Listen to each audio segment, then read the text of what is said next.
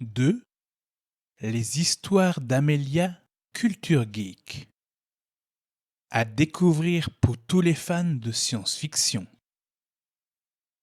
Vincent est un interne en ophtalmologie. Il est aux côtés de son ami et collègue Dylan lorsque l'information tombe. Des villes explosent à travers les États-Unis.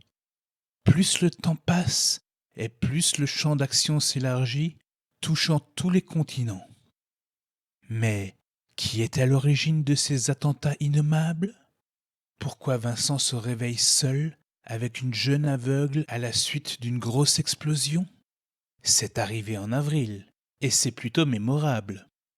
Philippe Meisburger nous plante un contexte pour le moins préoccupant, pour ne pas dire anxiogène.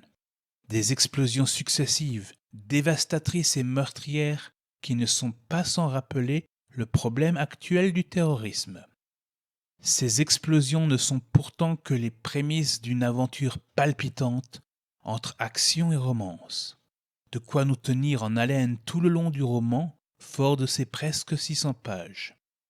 Finalement, c'est un véritable road trip que nous propose Philippe Meisburger dans des États-Unis presque vidés de ses habitants. Outre des décors bien plantés, on a également des personnages satisfaisants. Loin d'être exceptionnels, ils réussissent tout de même à être convaincants, bien que certaines scènes peuvent paraître un peu ridicules de mièvrerie. Ce qui est tout de même appréciable reste sans doute les réactions plutôt réalistes des protagonistes face aux différentes situations rencontrées.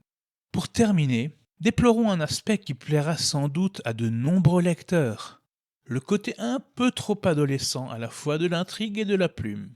On notera des similitudes avec les séries young adult comme The Hundred of the Rain, ces séries survivalistes faisant suite à une catastrophe. Difficile d'échapper au côté adolescent lorsque les personnages ont à peine la vingtaine néanmoins. Ceci provoque, par ailleurs, une plume fluide certes, mais un peu trop simple à mon goût, qui convaincra assurément les fans de young adult, mais qui aura moins séduite l'amoureuse des styles affirmés que je suis. En bref, un young adult bien construit, qui nous garde en haleine dans une aventure bien ficelée et addictive, à découvrir pour tous les fans de la science-fiction un peu survivaliste.